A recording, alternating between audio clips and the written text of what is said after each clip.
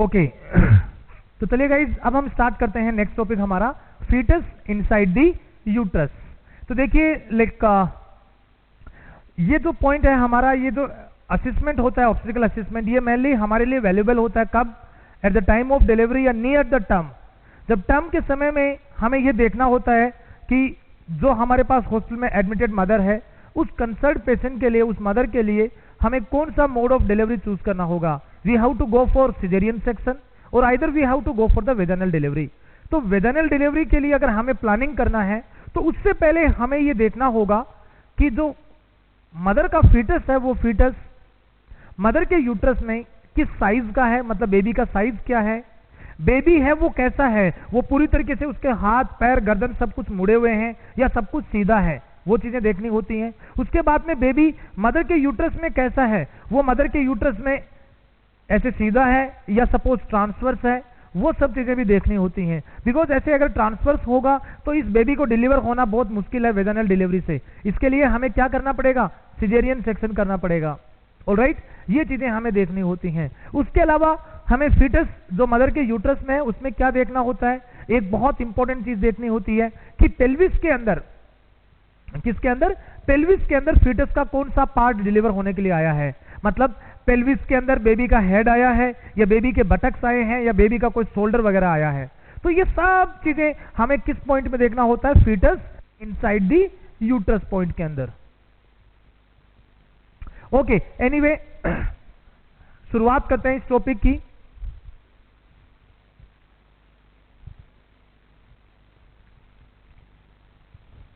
सबसे पहले the number 1 that is the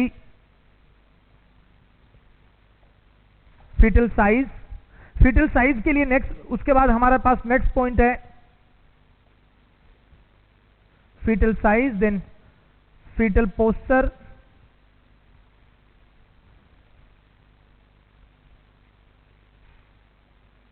next is fetal lie। fetal lie के बाद में fetus attitude, fetal attitude के बाद next is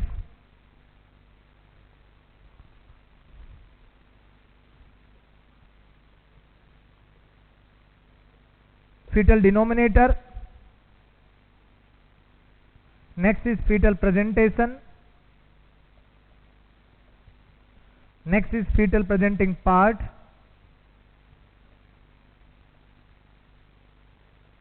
fetal presenting part, and the last one is the fetal position, fetal position। तो इस तरीके से ये जो सारे के सारे पॉइंट्स होते हैं ये हमें देखने होते हैं किसके रिगार्डिंग?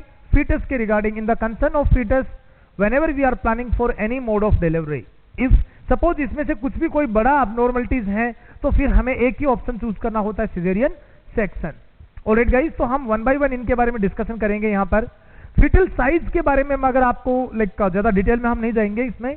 फीटल साइज का मतलब हमें यहाँ पर देखना होता है फीटस के हेड का size, because there is risk of CPD, fine. उसके अलावा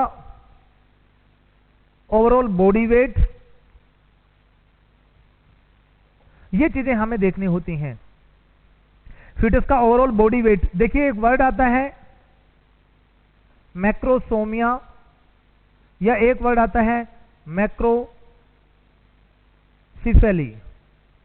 सो हमें इनको रूल आउट करना होता है। Basically why we are checking the foetus की साइज, हम फीटस की साइज क्यों चेक कर रहे हैं? To rule out two important things. दो चीजें रूल आउट करनी होती हैं कि कहीं ओवरऑल बेबी का वेट है वो मोर देन 4 kg तो नहीं है, कहीं मतलब बच्चे का वजन 4 किलो से ज्यादा तो नहीं है। मतलब अगर बेबी का वेट मोर देन 4 kg होगा, जैसे for example in the GDM mother, कौन से केसेस में? Gestational diabetic mellitus, gestational diabetic mellitus. अगर मदर को जीडीएम है, डायबिटिक है, तो उसके बेबी का वजन 4 किलो से भी ज्यादा देखने को मिलता है, मतलब मैक्रोसोमिया, SOMIA, मैक्रोसोमिया। अगर मैक्रोसोमिया की कंडीशन है तो वहां पर हमें क्या करवाना पड़ेगा? Caesarean section. क्लियर है? नेक्स्ट है मैक्रोसिफेली। मैक्रोसिफेली का मतलब होता है large size of the foetus head. Foetus के हेड का साइज बड़ा होना, करीबन 40 सेंटीमीटर से ज्यादा हेड सर्कमफ्रेंस होता है, उसमें 40 सेंटीमीटर से भी ज्यादा हेड का ओवरऑल सर्कमफ्रेंस होता है। ऑलराइट गाइस, तो बेबी का हेड बड़ा होना, for example hydrocephalus, congenital hydrocephalus जो कंडीशन होती है, तो कंजेनाइटल हाइड्रोसिफेलस उसको रूल आउट करने के लिए हमें क्या करना पड़ता है? With the help of ultrasound we have to check the foetal size, foetus head size और ओवरऑल बॉडी वेट। क्लियर है सब लोगों के लिए? फाइन। तो इन चीजों के लिए हमें देखना होता है फीटस का साइज। तो फीटस साइज में हमने क्या देखा? Overall body weight, for example to rule out the macrosomia, to check out the foetus head size in case of macrocephaly. तो गाइस ये था dear students about the fetus size.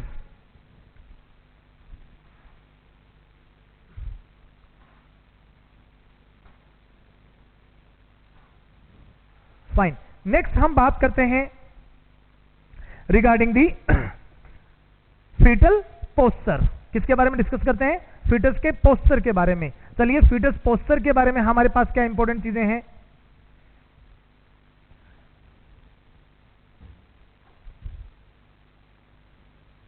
देखिए foetus का अगर आप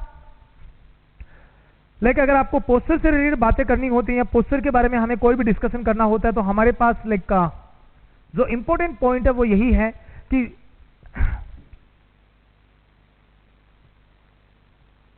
well flexed posture of foetal body. जो foetus की body होती है, उस फीटस की बॉडी का नॉर्मल पोस्चर कैसा होता है? Well flex posture. प्लीज याद रखिए पूरी बॉडी का पोस्चर कैसा होता है, मैं भी आपको एक्सप्लेन भी करूंगा इसके बारे में। वेल फ्लेक्स पोस्चर, तो ये नॉर्मल फीटस की बॉडी का पोस्चर होता है। What do you mean by well flex posture? क्या मतलब है इसका? तो देखिए head is flex towards chest. जो बेबी का हेड है वो फ्लेक्स है किसकी तरफ? चेस्ट की तरफ, like this. Next, upper extremities flex towards चेस्ट। अपर एक्सट्रीमिटीज भी चेस्ट की तरफ फोल्डेड हैं। Next one, thighs flex towards abdomen. देखिए थाई, जो घुटने हैं वो भी मुड़े हुए हैं पेट की तरफ। नीज फ्लेक्स, नीज क्या है? नीज भी, जो घुटने हैं वो भी मुड़े हुए हैं। बैक, मैं कमर की बात कर रहा हूं पीछे की साइड से, स्पाइन की। Back is curved like this. तो ये एक वेल फ्लेक्स पोस्चर हो गया। तो this is the well flex posture, like this आप कह सकते हो। This is the well flex posture. All right. So guys मैंने क्या देखा यहां पर आपको? Head is flex, upper extremities भी फ्लेक्स हैं, दो वो ऊपर की तरफ फ्लेक्स हैं, घुटने हैं वो नीचे की तरफ कंप्लीटली फ्लेक्स हैं, नीज भी फ्लेक्स हैं उसकी, and back is curved C shape में। बैक किस शेप में दिखाई दे रहा है आपको? सी शेप में दिखाई दे रहा है। That's it. तो डियर स्टूडेंट्स ये था आपका वेल फ्लेक्स पोस्चर के बारे में। This is the main posture, या it is the most important एक normal posture of the fetus. Clear है सब लोगों के लिए? फाइन। तो इसमें मैंने सब कुछ फ्लेक्स बताया है, एवरीथिंग इज फ्लेक्स, और उसकी वजह से जो गर्दन, जो फीटस की जो बैक साइड होती है वो सी के शेप के से कर्व्ड हो जाती है। That's it. चलिए ये था हमारा फीटस पोस्चर के बारे में।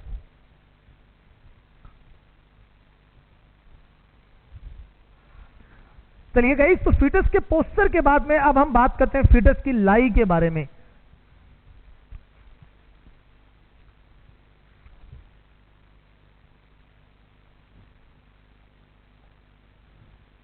फीटस लाई, इसका क्या मतलब है? It is the relationship, it is the relationship between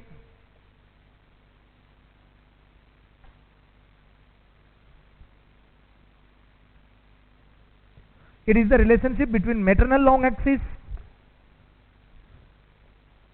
and foetal long axis. Maternal long axis and foetal long axis के बीच में जो रिलेशनशिप होता है हम उसको क्या कहते हैं, हम उसको कहते हैं फीटस का लाई, लाइक दिस। तो ये मैटरनल लॉन्ग एक्सिस हो गया। इसके साथ फीटस के लॉन्ग एक्सिस का क्या रिलेशनशिप है, मान लीजिए ये मदर का स्पाइन लाइक दिस, जो मदर है, मदर का स्पाइन ऐसे है और बेबी का भी स्पाइन मान लीजिए ऐसे है।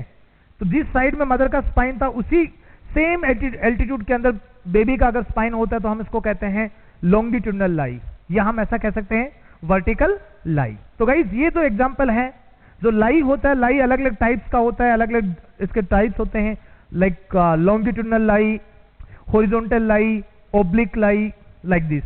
तो वर्टिकल या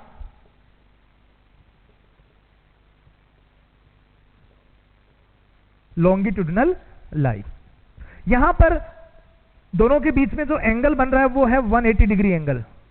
कितने डिग्री एंगल होता है, 180 डिग्री का angle. So this is the most common lie, most common lie of foetus. मैंने क्या कहा, the maternal long axis and the foetal long axis,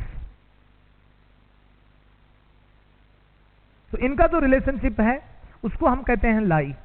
alright, इसके अंदर क्या हुआ, वो जो दोनों लॉन्ग एक्सिस हैं वो एक दूसरे के क्या हैं, एक दूसरे के सेम लेवल पर हैं, हम ऐसा कह सकते हैं, या they are both are perpendicular, that's it, fine. तो इसलिए इसको मैंने बोल दिया कि लॉन्गिट्यूडनल लाई। तो बेबी यहां पर कैसी बेसिकली किस पोजीशन में बेसिकली स्ट्रेन है पेल्विस के अंदर, स्ट्रेट एकदम से, that's it. So this is called as longitudinal lie. कितने डिग्री का एंगल है यहां पर, 180 डिग्री एंगल। ऑलराइट गाइस, ये एक फीटस का सबसे मोस्ट कॉमन लाई होता है। इसको आप लॉन्गिट्यूडनल बोलिए या वर्टिकल बोलिए, बात एक ही है, फाइन। वर्टिकल लाई के बाद में जो सेकंड लाई है वो है हमारा ट्रांसवर्स लाई। काफी डेंजरस होता है ये, सिजेरियन सेक्शन की रिस्क बहुत बढ़ जाती है, इसमें बहुत बढ़ने जाती है, सॉरी सिजेरियन करना ही पड़ता है अनटिल एंड अनलेस हमने बाहर से किसी मैनवर के द्वारा उसको चेंज नहीं किया तब तक। Okay, so next is the transverse और horizontal lie.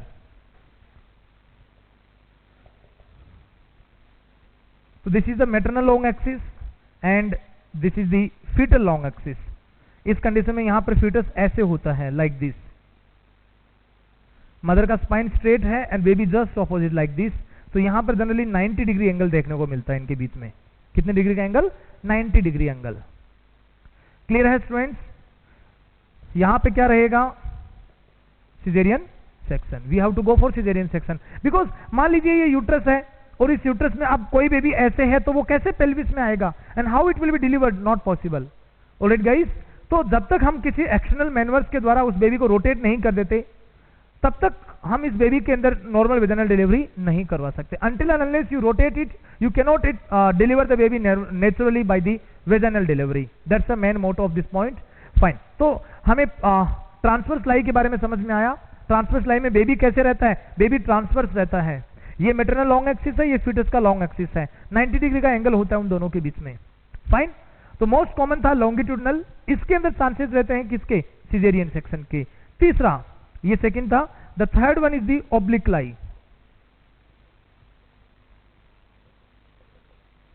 Oblique lie like this is the maternal long axis and this is fetal long axis. तो फीटस इस तरीके से रहेगा यहां पर, लाइक दिस, और 45 degree angle. So this is the oblique lie. तो baby is just lying obliquely. Baby जो है वो यूट्रस के अंदर कैसा है, ओब्लिकली है। Alright, this is called as oblique lie. Oblique lie में भी हम थोड़ा ट्राई कर सकते हैं, we can still have a trial labour. थोड़ा सा हम बेबी को इंटरनल रोटेट कर सकते हैं इंटरनल रोटेशन के द्वारा, और हम ट्राई कर सकते हैं वेजाइनल डिलीवरी के लिए। बट ट्रांसवर्स लाई में तो डेफिनेटली वहां पर सिजेरियन के लिए जाना पड़ेगा हमें। ओके गाइस, तो ये था ओब्लिक लाई। तो ओवरऑल मैंने यहां पर आपको कितने लाई के बारे में बताया, कितने रिलेशनशिप बताए, मैंने 3 रिलेशनशिप बताए। एक था लॉन्गिट्यूडनल, दूसरा था ट्रांसवर्स, और तीसरा क्या था, ऑब्लिक। तो guys this was all about the lie. मैंने यहां पर लाई के बारे में क्या एक्सप्लेनेशन दिया था, the relationship of maternal long axis and the fetal long axis.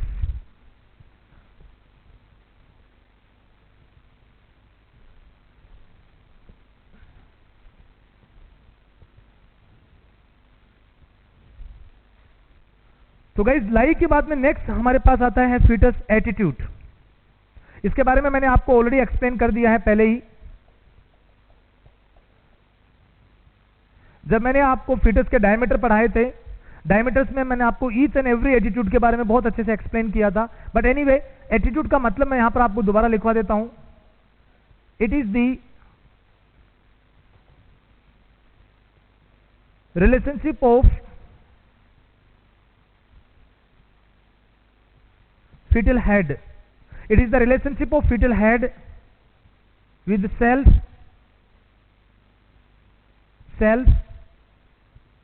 body and extremities.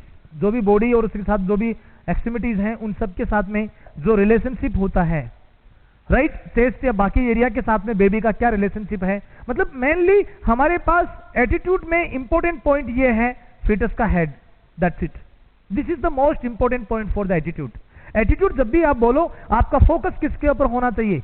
Head के ऊपर होना चाहिए कि हेड का कैसा पोस्चर है, हेड का फ्लेक्स है या एक्सटेंडेड है, कंप्लीटली एक्सटेंडेड है या इनकम्प्लीट एक्सटेंडेड है, वो सब चीजें यहां पर इंपॉर्टेंट मैटर करेंगी।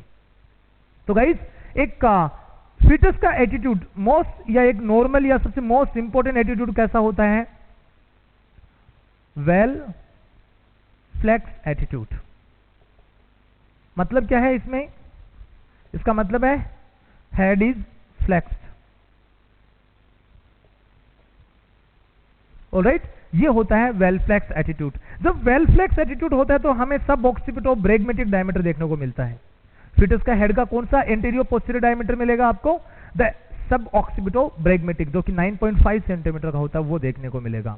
देखिए, अगर आप फ्लेक्स एटीट्यूड की बात करते हो, if you talk about the flex attitude, यहां पर कौन कौन से एटीट्यूड आपको देखने को मिल सकते हैं? एक वेल फ्लेक्स हो सकता है, एक आपको इनकम्प्लीट फ्लेक्शन देखने को मिल सकता है, और एक पूरा गर्दन स्ट्रेट जिसको हम बोलते हैं मार्क्ड डिफ्लेक्शन। Marked deflection. देखिए स्टूडेंट, जब आप एटीट्यूड पढ़ते हो, प्लीज आपको कोरिलेट करना पड़ेगा फीटस के डायमीटर्स के साथ में, स्कल के डायमीटर्स के साथ में। वहां पर मैंने एक्सप्लेन किया है कि इसमें कौन सा डायमीटर होगा, इसमें कौन सा डायमीटर होगा, इसमें कौन सा डायमीटर होगा। तो चीजों को रिवाइज ना करके मैं केवल आपको जस्ट हिंट दे रहा हूं।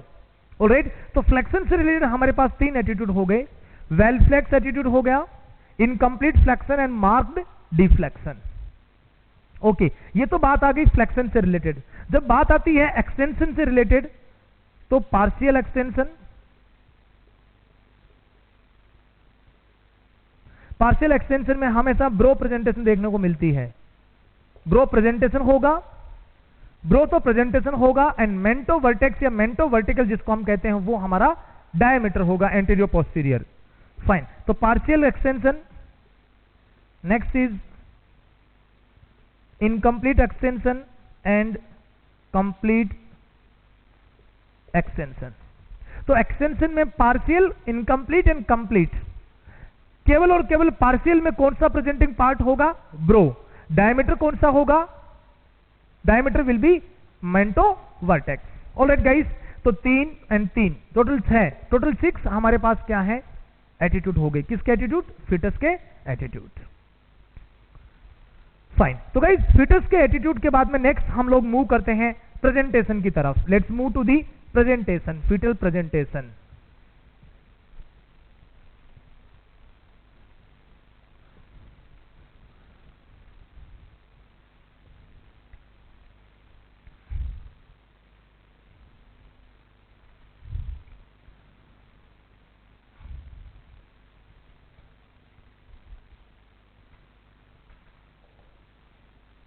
फाइन, तो फीटस की प्रेजेंटेशन के बारे में अगर आप बोलोगे तो सबसे पहले प्रेजेंटेशन का मतलब क्या होगा? What do you mean by presentation? तो प्रेजेंटेशन का यहां पर मतलब है the part of fetus body, part of fetus body which first enter in maternal pelvis for delivery। तो part of fetus body, fetus की बॉडी का वह पार्ट, फीटस की बॉडी का वह पार्ट जो सबसे पहले एंटर करता है किसमें एंटर कर रहा है? Into the maternal pelvis for the delivery. Alright, ये था हमारा मीनिंग किसके बारे में? फीटस की प्रेजेंटेशन के बारे में। मतलब फीटस का हेड है वो पहले पेल्विस में जा रहा है, या फीटस के बटक्स पहले जा रहे हैं, फीटस का शोल्डर पहले जा रहा है, वो चीजें हमें देखनी होती हैं। शोल्डर पहले जाता है तो शोल्डर प्रेजेंटेशन, अगर हेड पहले जा रहा है तो सिफेलिक प्रेजेंटेशन। तो वही सब कुछ हमें यहां पर पढ़ना है। तो देखिए फीटस के अंदर जो मोस्ट कॉमन प्रेजेंटेशन है वो कौन सी होती है? Cephalic presentation. Cephalic presentation almost around 96.5% cases में देखने को मिलती है। जितना भी वेजाइनल डिलीवरी होता है, टोटल वेजाइनल डिलीवरी में से 96.5% केसेस में कौन सा प्रेजेंटेशन देखने को मिलेगा? Cephalic presentation. तो सिफेलिक प्रेजेंटेशन में फीटस का कौन सा बॉडी पार्ट है? Head, fetal head.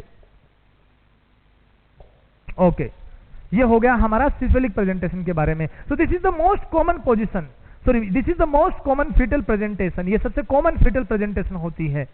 Fine, next is the breach.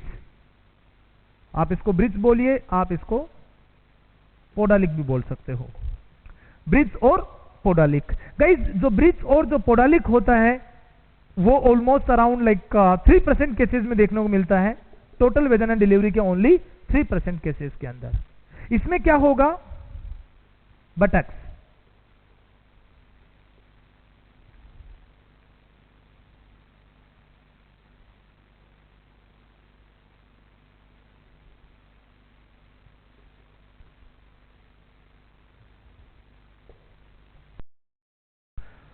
Okay. Next is दी, देखिए सिफेलिक हो गया, नेक्स्ट इज द ब्रीच हो गया, next is the shoulder presentation. कौन सा हो गया नेक्स्ट? Shoulder presentation. फाइन, तो शोल्डर प्रेजेंटेशन में सिंपल सा है, ये बहुत ही रेयर कंडीशन में देखने को मिलता है, 0.5% के केसेस के आसपास, बहुत ही कम। शोल्डर प्रेजेंटेशन का मतलब the anterior shoulder will be coming first into the pelvis. The anterior shoulder will be coming first into the pelvis for delivery. जब शोल्डर आता है तो हम उसको क्या बोल देते हैं? शोल्डर प्रेजेंटेशन बोल देते हैं। फाइन, शोल्डर प्रेजेंटेशन के बाद में एक और बच जाता है, बहुत ही रेयर देखने को मिलता है, compound presentation. Compound presentation, compound presentation का मतलब होता है when more than one fetal body part, when more than one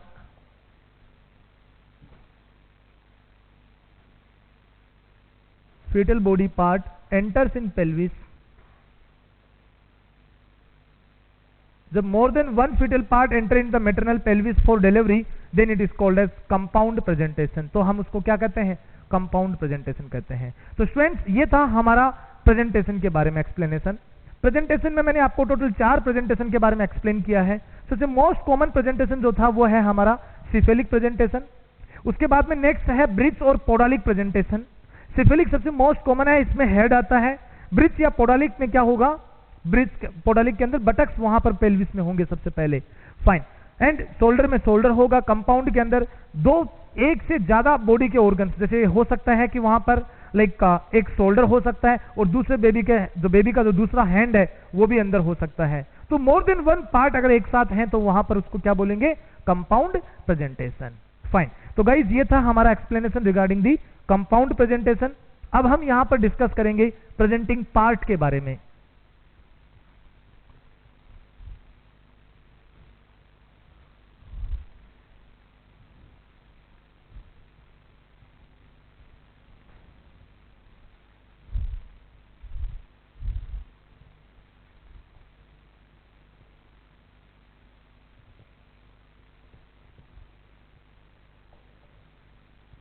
presenting part, चलिए पढ़ते हैं प्रेजेंटिंग पार्ट के बारे में क्या इंपॉर्टेंट एक्सप्लेनेशन होगा हमारे पास। देखिए प्रेजेंटिंग पार्ट का मतलब होता है सबसे पहले it is the part of presentation. मतलब जो हमने अभी तक मैंने आपको जो एक्सप्लेनेशन किया था, सिफेलिक प्रेजेंटेशन, सिफेलिक के बाद में मैंने बोला था आपको बटक्स लाइक पोडालिक प्रेजेंटेशन, तो कुछ भी प्रेजेंटेशन मैंने आपको एक्सप्लेन किया था, उन्हीं प्रेजेंटेशन का ही एक पार्ट होता है प्रेजेंटिंग पार्ट। तो प्रेजेंटिंग पार्ट का मतलब आप क्या समझे? It is the part of presentation, it is the part of presentation which overlies the internal OS and can be felt by finger, can be felt by finger after cervical dilation, after the cervical dilation. तो guys यहां पर आपने presenting part के बारे में क्या पढ़ा? Presenting part में आपने देखा कि it is the part of presentation, it is the part of presentation which overlies the internal os. ये चीज इंपॉर्टेंट है. मतलब प्रेजेंटिंग पार्ट, आपको मैं एक एग्जांपल देता हूं. जैसे मान लीजिए फीटस का हेड है, वो मैटरनल पेल्विस में पहले गया. अब हेड के भी मैंने आपको 3 पार्ट बताए थे. वर्टेक्स बताया था, ब्रो बताया था और फेस बताया था आपको मैंने, ब्रो एंड फेस. तो इन तीनों में से कौन सा पार्ट इंटरनल ओएस के ऊपर, किसके ऊपर? सर्विक्स का जो इंटरनल ओएस होता है उसके ऊपर सबसे पहले आके कौन सा टिकता है, कौन सा सबसे पहले सामने आता है, हम उसको क्या कहते हैं? प्रेजेंटिंग पार्ट कहते हैं. तो ये चीज इंपॉर्टेंट है हमारे लिए. चलिए अब हम प्रेजेंटिंग पार्ट के बारे में थोड़ा डिटेल में एक्सप्लेनेशन पढ़ते हैं.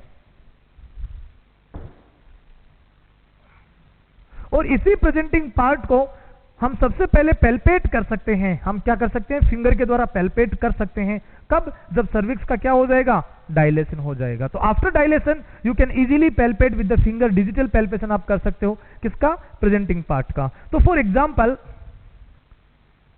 लाइक इन सिफेलिक प्रेजेंटेशन, मैं किसकी बात कर रहा हूं? सिफेलिक प्रेजेंटेशन की जब मैं बात करता हूं तो सिफेलिक प्रेजेंटेशन में आपके पास 3 प्रेजेंटिंग पार्ट होंगे. Vertex, brow and face. Vertex, brow and face. इन तीनों में से मोस्ट कॉमन कौन सा है? वर्टेक्स. 97 to 98% केसेस में आपको क्या देखने को मिलेगा? वर्टेक्स देखने को मिलेगा. Fine guys. तो मोस्ट कॉमन कौन सा प्रेजेंटिंग पार्ट है? वर्टेक्स. मैंने आपको एक्सप्लेन किया था, ये एंटीरियर फोंटेनल, ये पोस्टीरियर फोंटेनल, ये पूरा एरिया वर्टेक्स कहलाता है. ये हो गया ग्लाबेला, तो इसको कह दिया हमने ब्रो. और ग्लाबेला से लेके चिन तक कौन सा एरिया हो गया? फेस एरिया हो गया. फाइन. ये हो गया हमारा एक्सप्लेनेशन किसके regarding? This is regarding the cephalic presentation. और सिफेलिक प्रेजेंटेशन में जो भी हमारे प्रेजेंटिंग पार्ट थे, हमने ऐसे ऑलरेडी डिटेल में एक्सप्लेनेशन पढ़ा है इसके बारे में. जब मैंने आपको फीटस स्कल पढ़ाया था तो वहां पर वर्टेक्स, ब्रो और फेस के बारे में एक्सप्लेन किया था. नेक्स्ट वन, सिफेलिक के बाद नेक्स्ट अगर हम बात करें ब्रिज प्रेजेंटेशन में, तो गाइस ब्रिज प्रेजेंटेशन में क्या क्या प्रेजेंटिंग पार्ट हो सकते हैं? देखिए ब्रिज के अंदर ये काफी इंपॉर्टेंट है. There could be complete breech, there could be complete breech. Complete breech में क्या होगा? कंप्लीट ब्रिज के अंदर लाइक दिस, ये है बटक्स. जिस चीज को मैंने हाईलाइट किया है मार्कर से, दिस इज दी बटक्स के एरिया. तो कंप्लीट ब्रिज में कौन सा पार्ट डिलीवर होने के लिए जा रहा है? फीटस के बटक्स डिलीवर होने के लिए जा रहे हैं. इंटरेस्टिंग, मैंने कंप्लीट ब्रिज क्यों बोला मैं वो बता देता हूं. यहां पर here, fetus knees are flexed. जब फीटस की नीज फ्लेक्स होती हैं, जब बेबी के बटक्स तो जा रहे हैं पेल्विस में डिलीवर होने के लिए, ठीक है, buttocks are there in the pelvis, no matter, but knees, उसके घुटने कैसे हैं? जब घुटने मुड़े हुए हैं तो हम उसको क्या बोलेंगे? फ्लेक्स बोलेंगे. मतलब उसको कंप्लीट ब्रिज बोलेंगे. ये चीज याद रखना, जब घुटने मुड़े हुए हैं, फ्लेक्स हैं, तो उसको हम बोलेंगे complete bridge. Second question, next is the Frank bridge. Frank bridge. Frank bridge का क्या मतलब हुआ? फ्रैंक ब्रिज का मतलब आप बोल सकते हो, एक चीज याद रखिए, सबसे पहला क्वेश्चन तो आपके लिए यही आ गया यहां पर एग्जाम के लिए कि सबसे मोस्ट कॉमन प्रेजेंटिंग पार्ट कौन सा होता है ब्रिज में? Frank bridge. मतलब आपके पास ब्रिज प्रेजेंटेशन है. कौन सा प्रेजेंटेशन है? ब्रिज प्रेजेंटेशन है. और उसके अंदर भी कौन सा प्रेजेंटिंग पार्ट मोस्ट कॉमन होगा? Frank bridge. कौन सा? Frank bridge. फ्रैंक ब्रिज और कंप्लीट ब्रिज में क्या डिफरेंस है वो मैं आपको बता देता हूं. डिफरेंस इस चीज का है, यहां पर कंप्लीट ब्रिज में फीटस के नीज कैसी हैं? फ्लेक्स हैं। जब बेबी के घुटने अगर एक्सटेंडेड हो, ऐसे एक्सटेंडेड हो, तो हम उसको बोलते हैं फ्रैंक ब्रिज। तो फ्रैंक ब्रिज का आप डायग्राम ऐसे देख सकते हो, like this, when the knees are extended like this। ये मान लीजिए बेबी के बटक्स हो गए, उसके घुटने फ्लेक्स ना हो के ऐसे आगे की तरफ एक्सटेंडेड होते हैं, तो हम उसको क्या बोलते हैं, फ्रैंक ब्रिज बोलते हैं। तो फ्रैंक ब्रिज का मतलब क्या होगा, here the fetus knees are extended। ये जो एक्सटेंडेड वर्ड है ये याद रखना है कि इसके घुटने जो होते हैं वो एक्सटेंडेड होते हैं, ना कि फोल्डेड। अगर घुटने मुड़े हुए होते बेबी के अंदर की तरफ, बटक्स की तरफ, तो हम उसको बोलते हैं complete bridge. when the knees are extended it is called as frank bridge and it is most common। so guys please don't forget about the frank bridge, इसके बारे में आपको बिल्कुल नहीं भूलना है। फाइन, चलिए ब्रिज प्रेजेंटेशन में बाकी कुछ और भी बातें करते हैं हम लोग।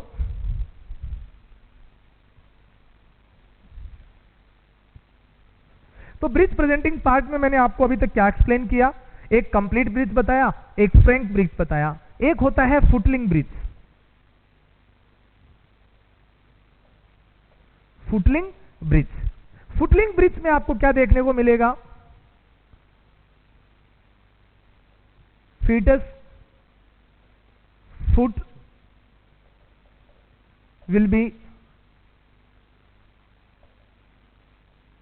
डिलीवरिंग फर्स्ट, मतलब पेल्विस से थ्रू सबसे पहले डिलीवर क्या होंगे, बेबी के पैर डिलीवर होंगे। So it will be like this.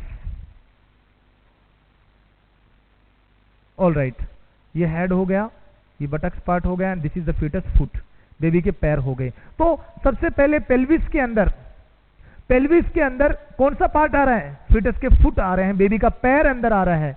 when the baby leg is coming into the vaginal part first or into the internal ovus first, it is called as footling bridge। Alright, तो जो internal Owens है, उस internal os पे सबसे पहले कौन सा part आ रहा है, आपको दिख रहा होगा, अब फुट आ रहा है, तो हमने इसको क्या बोल दिया, फुटलिंग ब्रिज बोल दिया। नेक्स्ट एक और होता है नंबर 4 पे, नीलिंग ब्रिज। नीलिंग ब्रिज का क्या मतलब होगा, what is the meaning of kneeling breech, when the knees are coming as a presenting part then it is called as kneeling breech, like this. तो नीलिंग का मतलब घुटनों की मैं बात कर रहा हूं यहां पर, लाइक दिस, ये बटक्स वाला पार्ट हुआ, and these are the knees, like this. तो दीज नीज, ये जो मैं जिस चीज को हाईलाइट कर रहा हूं, मैं बात किसकी कर रहा हूं, नी की बात कर रहा हूं, मैं घुटने की बात कर रहा हूं। तो जब सबसे पहले अगर इंटरनल ओवस के यहां पर,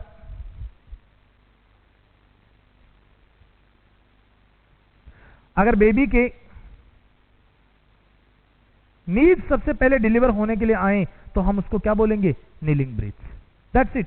तो गाइस हमने क्या डिस्कस किया अभी तक, हमने डिस्कस किया रिगार्डिंग दी प्रेजेंटिंग पार्ट, और प्रेजेंटिंग पार्ट में मैंने आपको पहले एक्सप्लेन किया था सिफेलिक प्रेजेंटेशन के बारे में, जहां पर मैंने डिस्कशन था regarding the vertex, brow and face. उसके बाद हम आए ब्रिज प्रेजेंटेशन की तरफ। तो ब्रिज प्रेजेंटेशन में हमारे पास 4 प्रेजेंटिंग पार्ट होते हैं।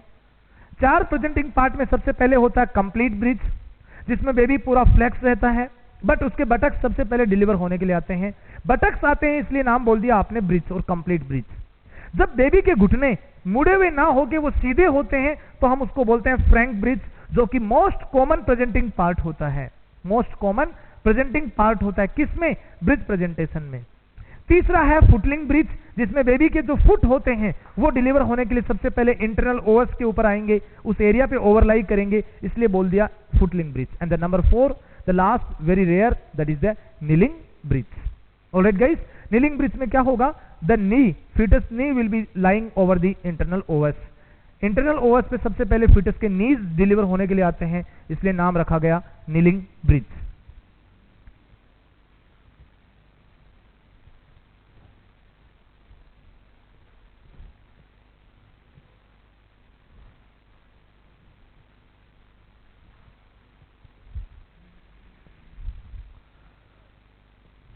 ऑलराइट गाइस, तो हमारा प्रेजेंटेशन कंप्लीट हुआ। प्रेजेंटेशन के बाद में प्रेजेंटिंग पार्ट कंप्लीट हो गया। अब हम डिस्कस करते हैं डिनोमिनेटर के बारे में।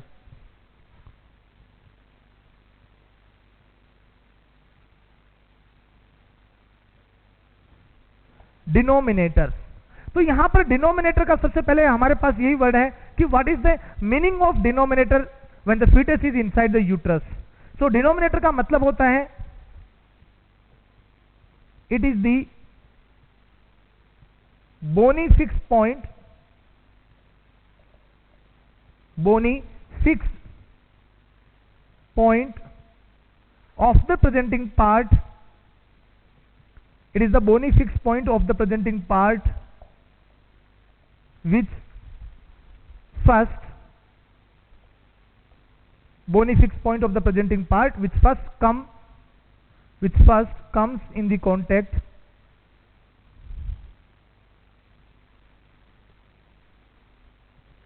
with मिड पेल्विस बोल सकते हो आप, या आप मिड पेल्विस का मतलब मैंने आपको कल बताया था इस्कियल स्पाइन, तो दोनों चीजें एक ही हो गई। इंटरस्पाइनस प्रोसेस या बाइस्पाइनस प्रोसेस हम उसकी बात कर रहे हैं। Fine. So the part of the fetus sorry it is a bony fixed point of the presenting part which first come in the contact with the mid pelvis। तो बोनी फिक्स पॉइंट मतलब कुछ ना कुछ बोनी पार्ट की मैं बात करूंगा यहां पर, किसका? प्रेजेंटिंग पार्ट का। जैसे सपोज वर्टेक्स है, तो वर्टेक्स तो इतना बड़ा एरिया होता है, इस वर्टेक्स में भी कौन सा पार्ट सबसे पहले इस्कियल स्पाइन के लेवल पे आता है, उसके ऊपर आके टिकता है या उसके मिड पेल्विस पे आके कांटेक्ट में होता है, तो उस बोनी फिक्स पॉइंट की बात हम लोग यहां पर करेंगे। ऑलराइट, तो चलिए हम बात करते हैं one by one in denominators के बारे में। तो गाइस जैसे सपोज कीजिए मैंने बोला था वर्टेक्स, इंपॉर्टेंट चीज है ये। तो वर्टेक्स में कौन सा डिनोमिनेटर देखने को मिलेगा हमें? ऑक्सीपुट। तो जो ऑक्सीपुट बोन का जो ये एरिया है आपका, जो एक प्रोमिनेंट एरिया है, एमिनेंट एरिया है, दैट पार्ट जो थोड़ा सा एमिनेंट एरिया उसको हम बोलते हैं ऑक्सीपुट।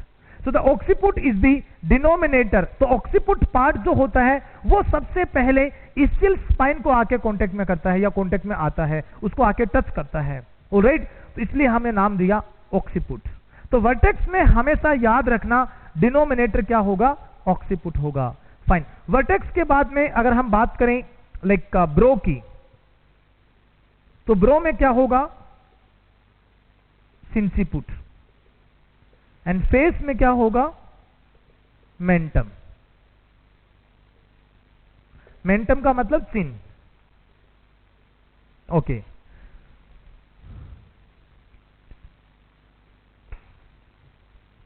ओके गाइस, तो यहां पे बेसिकली जो ब्रो है जिसका मैंने नाम रखा है सिंसिपुट, सिंसिपुट के लिए आप बोल सकते हो फेशियल प्रोमिनेंस या फ्रंटल एमिनेंस बोल सकते हो। फ्रंटल एमिनेंस, जो हमारा फ्रंटल एरिया है जो कि उभरा हुआ है, फ्रंटल बोन का जो कि एमिनेंट एरिया है, थोड़ा सा उभरा हुआ एरिया है, बाहर की तरफ निकला हुआ पार्ट है, हम उसको बोलते हैं फ्रंटल एमिनेंस। ऑलराइट, तो ये हमारा डिनोमिनेटर होगा। तो सिंसिपुट जिसको आप फ्रंटल एमिनेंस भी कह सकते हो, तो ब्रो में हो गया सिंसिपुट, और फेस में क्या हो गया? मेंटम हो गया। मेंटम के लिए मैंने वर्ड क्या यूज किया है? Chin. The chin part is the denominator for the facial presenting part. तो ये हमारा कंप्लीट हुआ। अब हम अगर बात करते हैं ब्रिज की, तो ब्रिज में हमारा डिनोमिनेटर क्या होगा? सैक्रम। तो ब्रिज प्रेजेंटिंग पार्ट जब भी होता है तो ब्रिज में हमारा डिनोमिनेटर क्या होगा? ब्रिज में हमेशा हमारा डिनोमिनेटर होगा सैक्रम। और what about the shoulder presentation? Shoulder presentation में हमारा एक्रोमियन प्रोसेस, क्या चीज? एक्रोमियन।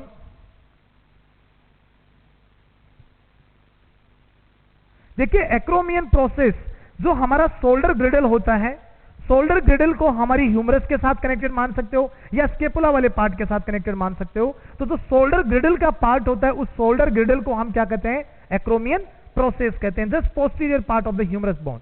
फाइन, उसके जस्ट ऊपर वाला posterior upper part, the shoulder girdle part is called as acromion process. इसका मतलब जब शोल्डर प्रेजेंटेशन होगी तो सबसे पहले ये पार्ट जो होता है ये कहां पर आएगा? It will come in the contact with the ischial spine. Alright guys, तो शोल्डर प्रेजेंटेशन में हमारा डिनोमिनेटर क्या बताया मैंने? Acromion process. ब्रिज प्रेजेंटेशन में हमारा एक ही पार्ट होगा sacrum, but cephalic presenting part में हमारे पास तीनों अलग अलग प्रेजेंटिंग पार्ट हैं और तीनों में अलग अलग हमारे को क्या मिलेगा, डिनोमिनेटर मिलेगा। बिकॉज स्कल का पार्ट बहुत बड़ा होता है। मैंने खुद ने स्कल को आपके पास 3 भागों में शेयर किया था। मैंने एक बोला था कौन सा, वर्टेक्स, दूसरा मैंने क्या बोला था, ब्रो, और तीसरा क्या बोला था, फेस। तो by this we have completed about the denominator. I wish that everyone has clear about the denominator. जो बोनी फिक्स पॉइंट होता है प्रेजेंटिंग पार्ट का, जो सबसे पहले मिड पेल्विस या स्टिल स्पाइन के कांटेक्ट में आता है, हम उसी बोनी फिक्स पॉइंट को क्या कहते हैं, डिनोमिनेटर कहते हैं। जैसे सपोज कीजिए मैटरनल पेल्विस में these are the still spines, mid pelvis में होते हैं ये कैविटी वाले पार्ट में स्टिल स्पाइन, और इस स्टिल स्पाइन के पास फीटस का मान लीजिए वर्टेक्स का कौन सा पार्ट सबसे पहले आ रहा है, मान लीजिए ऑक्सीपुट आ रहा है, तो इसको हमने बोल दिया वर्टेक्स का ऑक्सीपुट। ऑलराइट गाइस, तो ये थी story regarding the denominators. Fine. तो guys, fetus inside the uterus, जब कोई बेबी यूट्रस के अंदर है तो हमारे पास कितने पॉइंट्स जो होते हैं जिसके बारे में हमें स्टडी करना होता है। उसमें हमने फीटस का एटीट्यूड, फीटस का posture, presenting part, presentation, denominator, उस फीटस की लाई, ऐसे बहुत सारे पॉइंट्स के बारे में डिस्कस किया है। अब हमारे पास डिस्कशन के लिए सबसे लास्ट पॉइंट आता है, वो है फीटल पोजीशन।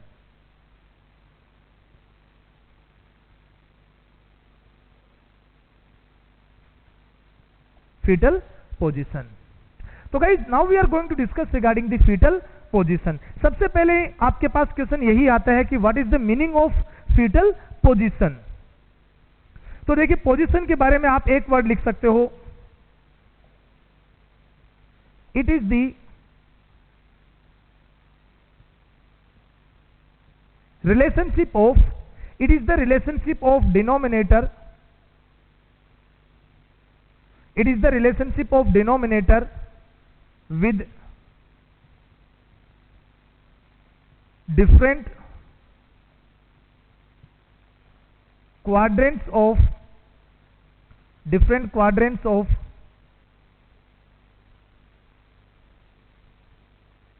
maternal pelvis। तो मैटरनल पेल्विस के जो डिफरेंट क्वाड्रेंट्स होते हैं उनके साथ फीटस के डिनोमिनेटर का क्या रिलेशनशिप होता है, उस चीज को हम क्या कहते हैं, फीटल पोजीशन। एक क्वेश्चन हमारे पास या एक पॉइंट हम लोग ऐसा भी कई बार सोचते हैं कि हम फीटस की पोजीशन को चेक कैसे करेंगे, how to check the fetal position. तो देखिए, fetal position can be checked, हम चेक कर सकते हैं बाय दी लेटरल ग्रिप। किसके द्वारा, लेटरल ग्रिप के द्वारा। लेटरल ग्रिप बोल सकते हो आप, या अम्बलाइकल ग्रिप जिसको हम कहते हैं। तो उस फंडल असेसमेंट के द्वारा हम चेक कर सकते हैं क्या चीज, फीटस का पोजीशन। देखिए गाइस, यहां पे एक चीज आपके लिए इंपॉर्टेंट है, 2 वर्ड इंपॉर्टेंट है, एक तो डिनोमिनेटर और एक क्वाड्रेंट्स ऑफ द पेल्विस, उनके बीच में रिलेशनशिप। तो किसका रिलेशनशिप, फीटस के डिनोमिनेटर का रिलेशनशिप किसके साथ, पेल्विस के किसी क्वाड्रेंट के साथ में, उसको हम क्या कहते हैं, फीटस का पोजीशन कहते हैं। तो चलिए इनके बारे में डिस्कस करते हैं। फाइन। एक और पॉइंट मेरे दिमाग में अभी आया कि जो फीटस का पोजीशन है उसको हम एक तो लेटरल ग्रिप से चेक कर सकते हैं, एक हम और चेक कर सकते हैं, और फीटल बैक पैल्पेशन।